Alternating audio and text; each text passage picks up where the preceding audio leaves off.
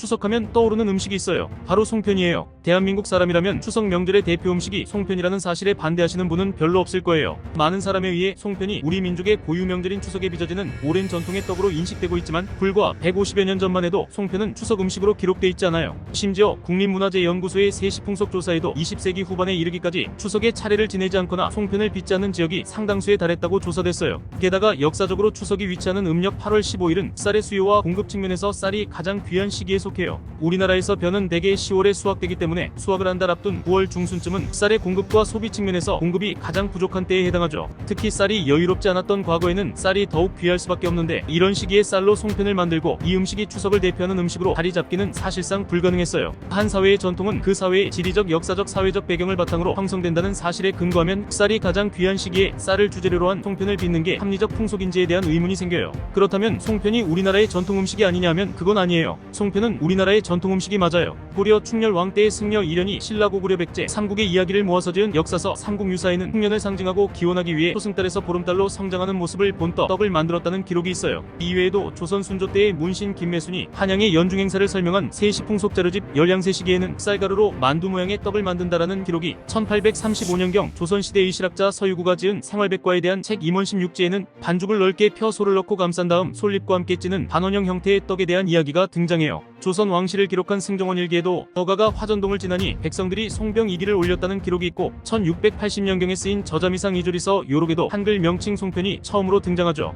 다만 송편은 추석에 한정된 음식이 아니라 쌀의 공급이 여유로운 상반기에 자주 만들어진 음식이었던 것으로 보여요. 조선 중기의 문신 허균의 문집 성소부부고에는 송병을 봄철 음식으로 소개하고 있고 같은 시기에 문신 신음의 시문집 상촌집에는 유두일에 송편을 빚어 선물한다는 구절이 등장해요. 조선 중기의 문신 이식의 시문집인 택당집에도 등석일에 송편을 올린다는 기록이 있어요. 송편은 특히 머슴날 혹은 노비의 날이라고 부르는 2월 1일에 자주 등장했는데 이날 머슴의 나이 수대로 송편을 먹는 풍습이 있었다고 해요. 한해 힘든 농사를 앞두고 송편 등을 차려 일꾼들을 대접했던 전통이었어요. 조선 후기의 실학자 유득공이 지은 세시풍속지 경도 잡지에도 송편을 2월 1일 머슴날에 만드는 풍속으로 소개하고 있으며 1936년 실시된 중추원 풍속조사서에도 2월 1일에 도시와 시골의 각 가정에서는 성대하게 송편을 빚으며라고 적고 있어요. 물론 추석에도 송편을 먹긴 했는데 앞서 말했듯이 쌀이 부족한 시기였기 때문에 일찍 수확한 쌀인 올배로 송편을 지었다고 해요. 이러한 송편을 오려 송편이라고 하는데 조선 후기 문신 홍성모가 연중행사와 풍속들을 정리하고 설명한 풍속지인 동국세시기, 조선시대 후기 다산 정약용의 차남 정학유가 지은 농가월령가 등의 오려 송편에 대한 이야기가 나와요.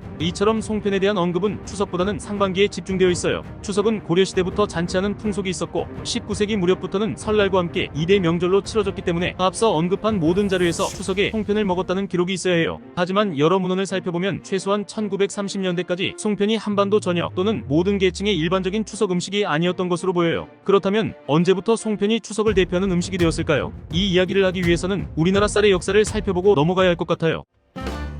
벼 농사가 한반도에서 시작한 이래로 벼는 한국인에게 가장 중요한 작물이었어요. 하지만 배불리 먹기 가장 어려웠던 곡식이었죠. 조선시대는 1300년부터 1850년 사이에 소빙하기에 위치해 농업이 어려운 시기였어요. 게다가 농업기술도 현대와 비교하여 부족하였기 때문에 생산량은 항상 모자랐죠. 일제강점기에는 산미증식 계획과 같이 공권력이 적극적으로 농업에 개입하면서 쌀의 생산량이 늘어나기는 했지만 막대한 양의 쌀이 일본으로 반출되었기 때문에 조선 사람들의 쌀 소비량은 오히려 점점 줄어드는 역설적인 상황이 발생했어요. 국사편찬위원회 식량식생활연표를 보면 1928년의 쌀 생산고는 1912년에 비해 50% 가까이 늘어났지만 일본으로 수출한 쌀의 양이 86% 늘면서 조선 사람들의 쌀 소비량이 69%로 줄어들었다고 해요. 이러한 상황은 1932년 일본의 만주 침략으로 더욱 가중돼요. 전쟁으로 쌀의 반출량이 급속도로 증가해서 1930년대 중반에는 쌀 생산량의 절반이 태평양 전쟁 때인 1942년에는 전체 쌀 생산량의 55.8%, 1943년에는 68%가 일본으로 반출됐어요. 광복 후에도 전쟁을 겪으며 쌀값은 폭등했는데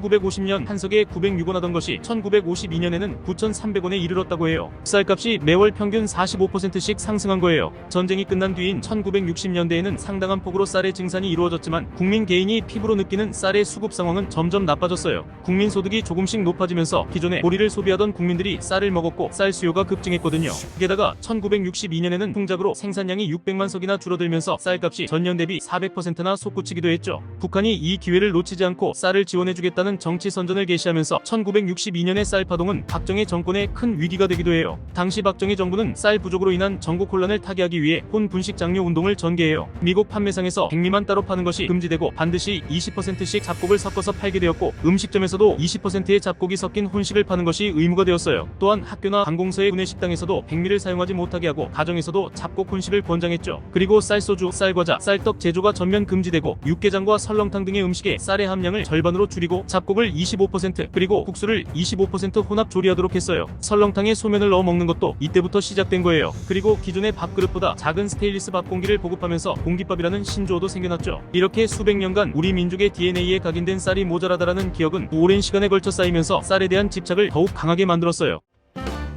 1950년대 후반 미국은 미국의 과학기술을 활용하여 개발도상국의 농업 생산력을 높여 기아 문제를 해결하려는 목적으로 녹색혁명을 시작해요. 녹색혁명은 쉽게 설명하면 화학비료, 제초제, 살충제와 같은 근대과학의 산물을 아낌없이 투입해서 곡식의 수확량을 늘리는 건데, 이를 위해서는 다량의 물을 공급할 수 있도록 관계나 농촌사회제도를 정비하는 것도 필요하지만 무엇보다 질소비료에 잘 반응하는 새로운 품종을 만들어내는 것이 중요했어요. 그래서 미국은 필리핀에 IRRI를 설립하고 곡물의 품종 개발을 시작했어요. 서울대학교 농학과의 허문회 교수도 IRRI에 머물면서 이곳의 신품종들을 한국에 도입하기 위한 연구에 착수했고, 2년간의 연구 끝에 1966년 수십 종의 개량별을 가지고 한국으로 들어와요. 당시 박정희 정부의 전폭적인 지원을 받으면서 통일이라는 이름의 벼를 개발했는데, 이 벼는 새마을 운동의 주요 사업에 편입되어 농민들에게 권장되었고, 기존 품종을 압도하는 수확량을 올려 정부의 기대에 부응했죠. 1974년부터 통일과 그 후계 품종의 재배 면적은 해마다 급증하여 1978년에는 전체 논면적의 76%에 이르렀고, 전국의 쌀 수확량도 급증했어요. 통일벼 재배가 확대되었던 1975년에는 전년 대비 4.5%, 1976년에는 11.9%, 1977년에는 15.2%라는 이례적인 증산이 이루어졌는데, 일반적으로 벼농사는 매우 안정적인 성과를 거두기 때문에 5% 정도의 변동이 있으면 대풍이나 대흉이라고 일컫는다는 점을 감안하면 이와 같은 급격한 증산이 얼마나 이례적인 것인지 알 수 있죠. 드디어 정부는 1976년 말에 쌀의 자급을 이루었다고 발표하고 14년 만에 쌀막걸리, 엿, 쌀떡과 같은 음식의 제조가 다시 허용되게 되어 송편을 다시 만들 수 있게 된 거죠. 그리고 1977년에는 북한의 쌀 지원을 제한하면서 1962년에 북한에 당했던 지옥을 돌려주기도 해요. 아무튼 이렇게 쌀의 공급이 늘어나면서 송편과 같은 전통 음식을 소개하는 매체가 늘어났어요. 특히 산업화로 인한 사회 변화와 대중 매체의 전통 음식 소개가 맞물리면서 송편이 추석의 대표 음식으로 자리 잡게 됐어요.